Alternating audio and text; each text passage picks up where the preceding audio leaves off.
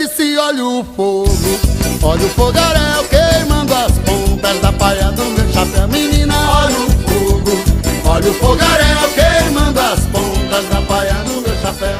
Cadê Ritinha que não vê?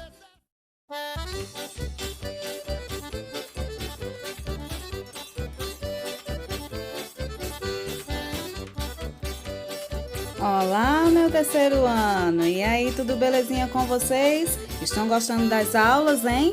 Com o nosso projeto O Valor da Cultura Popular? Tá muito legal, não tá, pessoal? Então, vocês devem lembrar que lá no dia 4 desse mês, nós começamos ou falamos sobre o conteúdo que chamava-se o Conhecimento sobre a Agricultura Familiar e os Povos Originários. Lembra? Lá no nosso módulo?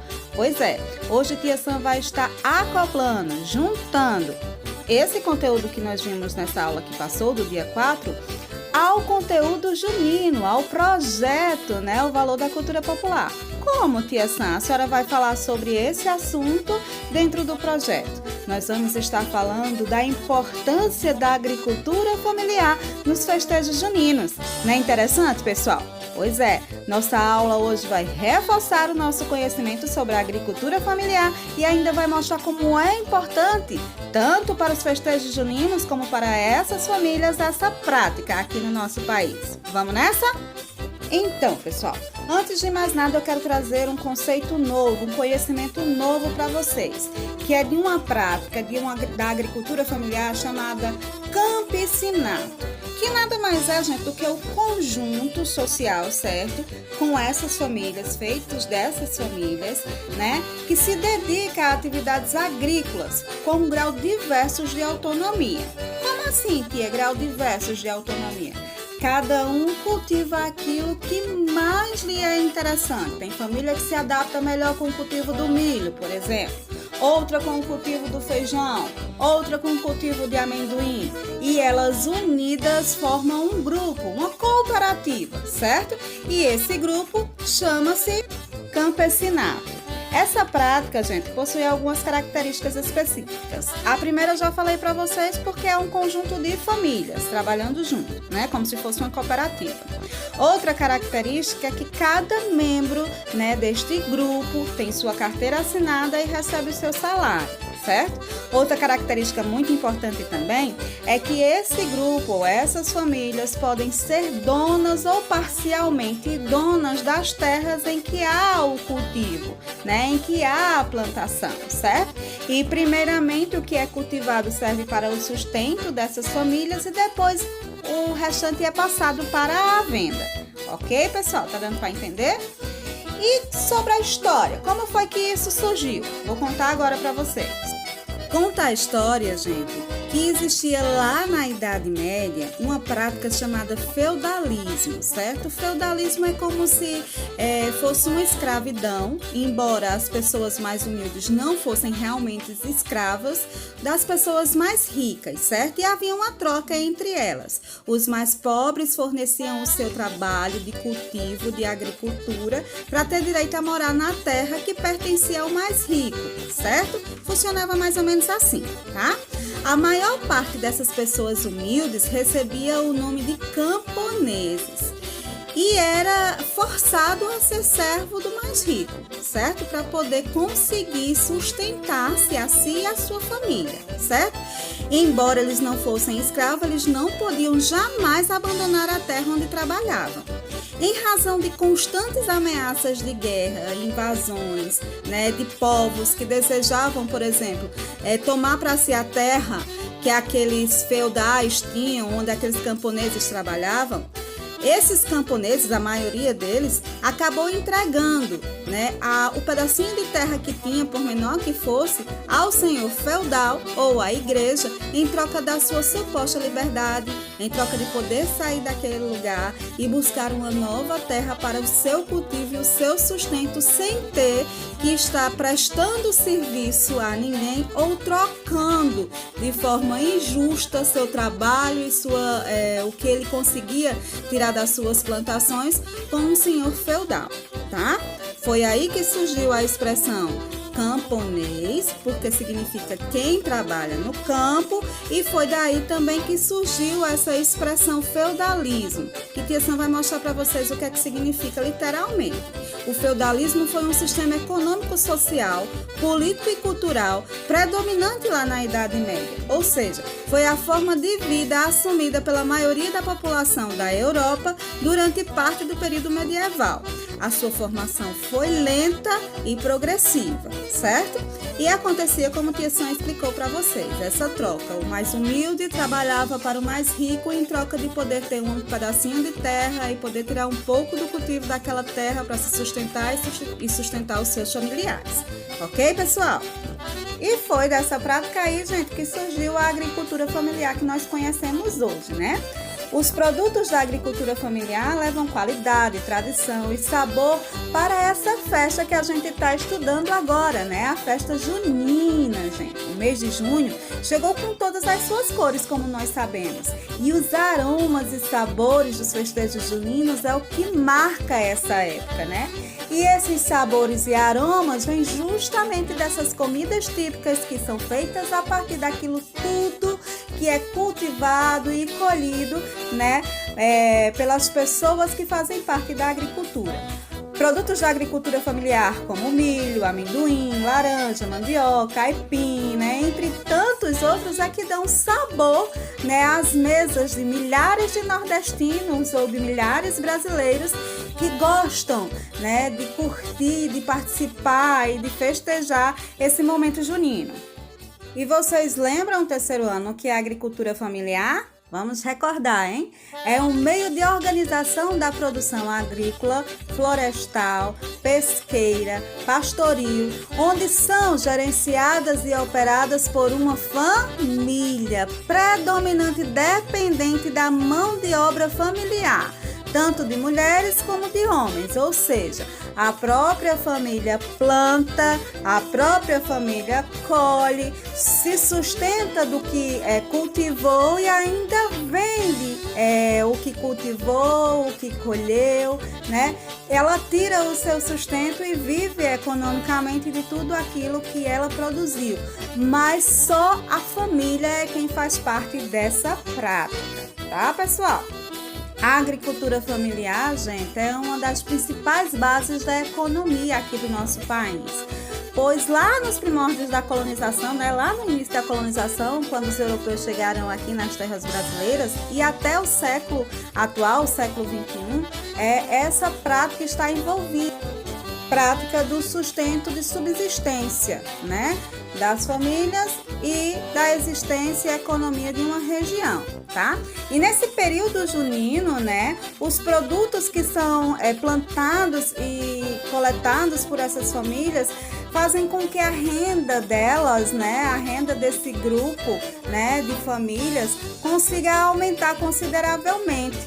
E aí vem, né, os produtos que são mais requisitados nessa época, como por exemplo os ovos de galinha caipira, que não podem faltar nas receitas, né, bode assado, entre outras iguarias típicas da festa junina, como amendoim, como a mandioca, como o milho, e tudo isso mostra o total potencial, qualidade, diversidade da produção, né, dos agricultores familiares nordestinos ou os que estão espalhados por todo o país.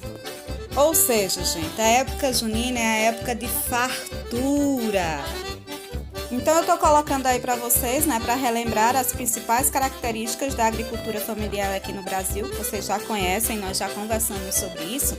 Mas o que eu quero deixar bem claro aqui para vocês, pessoal, é que são as ações, né, dessa agricultura, desse tipo de agricultura familiar, que inclui desde o fortalecimento na base da produção, quando você tem um conjunto de famílias trabalhando junto, onde eles prestam um serviço de qualidade, né? Possuem uma assistência das demais famílias para ajudar nessa extensão rural, e a consequência de tudo isso é a comercialização de produtos de qualidade que fortalecem ainda mais esse evento tão esperado no nosso país. E aí eu vou mostrar para vocês bem rapidinho a importância dessa prática da agricultura familiar, certo? Primeiro é que ela apresenta uma importante função para garantir a segurança alimentar, né? Tanto dos que praticam esse tipo de agricultura, né? Como para a gente também que recebe, né? O que eles cultivam. Apresentam os alimentos tradicionais, né? Costumam contribuir para uma alimentação balanceada. Também ajudam na proteção da natureza, né? Buscando o uso sustentável dos recursos naturais, né? Ou seja, eles não destroem a mata, eles não destroem o ambiente que eles usam para cultivar, né? No cenário brasileiro, nacional, corresponde a 38% do valor da produção da agropecuária. É responsável por mais de 70% de todos os alimentos que chegam às mesas dos brasileiros e chega a quase 90% na época junina. Vocês sabiam disso? Legal, né? Considerando o número de estabelecimentos rurais, a agricultura familiar consegue empregar 3 vezes mais do que a agricultura que não é familiar, além de ser responsável por 80% da produção mundial dos alimentos e por 90% das propriedades agrícolas. Muito, muito importante essa prática, pessoal.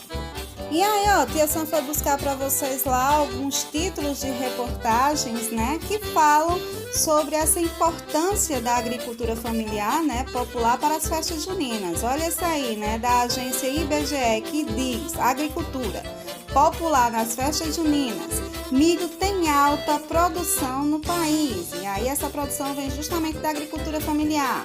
A agricultura proporciona sabor com qualidade às festas juninas. E essa reportagem aí que Sam leu, ela fala diretamente, certo, da produção do milho feita pela agricultura familiar, que tem uma qualidade maravilhosa, extremamente superior à que vem de fora do nosso país, certo, pessoal? E essa reportagem aí, pessoal, eu achei muito legal, que fala da produção de licor, tá vendo? Não só da comida típica vive em agricultura familiar dos festejos juninos, né? Também tem, produção de licores, né?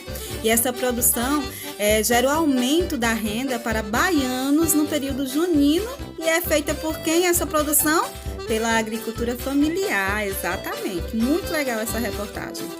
O texto dessa reportagem vai falar sobre a diversidade de sabores dos licores feitos pela agricultura familiar, produzidos lá na cidade de Cachoeira, no Recôncavo Baiano, certo? E que contribui para que o município seja destaque na produção de licor, a bebida mais tradicional dos festejos juninos no estado da Bahia, certo, pessoal? E os sabores desse licor, né, foi o que me chamou a atenção. É licor de mandioca, aipim, capim santo, limão rosa, jaca, castanha de caju, carambola, entre outros sabores extremamente exóticos, produzidos pela Associação de Mulheres do Quilombo Tabuleiro de Vitória, né? E fazem um sucesso danado, gente, na mesa de dezenas de consumidores da Bahia e dos demais brasileiros que conseguem ter acesso a essa iguaria tão diferenciada. Muito legal o nosso país, né? Muito legal a nossa diversidade. Gosto demais disso. E por aqui, meus amores, eu vou concluindo a nossa aula, tá certo? Lembra que lá na agenda tem atividade para vocês, tá bom? E agora, no finalzinho desse vídeo, como sempre, Tia Sam vai buscar concretizar tudo isso que a gente viu nessa aula, mostrando para vocês um videozinho, tá bom, pessoal? Espero que vocês tenham gostado da aula. Já comeram muita comida junina por aí já? Muito milho, muito bolo, muita canjica? Ai, que coisa boa, hein, pessoal? Pois vamos lá, vamos assistir o vídeo e depois fazer a atividade, hein?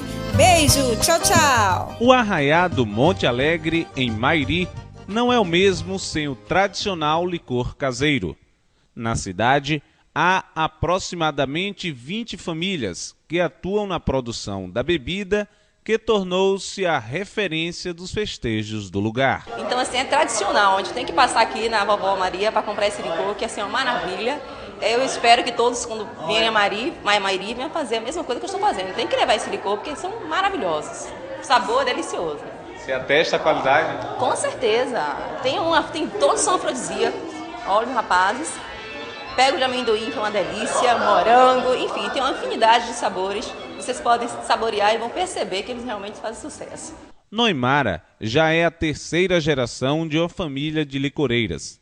Já são 50 anos do licor da Vó Maria. Uma responsabilidade porque as pessoas que tomam nosso licor já conhecem o sabor, né, e sempre voltam. Então, hoje os licores tradicionais continuam fortes e vem os cremosos também com os novos sabores. Hoje nós temos mais de 25 sabores de licor e as pessoas que vêm, todos que tomam, realmente gostam. E qual é o segredo desse sucesso? O sucesso é muito amor. Nós botamos amor no que fazemos. Amor São João de Mairi, porque mesmo sendo hoje concorrente de vários São Joões, porque o São João hoje todo mundo faz, mas Mairi tem uma festa acolhedora que todo mundo que vem e bebe da água e do licor de Mairi sempre volta. Aqui na casa de Dona Juri é um dos principais pontos de produção e venda de licor da região. Durante os festejos juninos, só há mesmo a comercialização, porque o processo de produção ocorre um ano antes. Dona Juri, esse é um dos principais segredos do seu licor, produzir com antecedência? Antecedência, porque ele com antecedência ele fica mais curtido, fica melhor, o sabor é melhor. Então eu gosto sempre de tirar um e botar outro. Uma das especialidades é esse licor de jatobá. Daqui mesmo da região? Da região, é aqui perto do Angico, mas por aqui tem também. O processo de produção do licor, ele é difícil? É difícil assim, no trabalho, né? No cuidado, tem que ter tudo limpinho, tudo, sabe? E eu gosto sempre de trabalhar com ele, né? Todo o material, tudo limpinho, lavado, tampa. Mairi, todos os anos, também cedia a Feira do Licor, que é regada a degustação e muito forró pé de serra.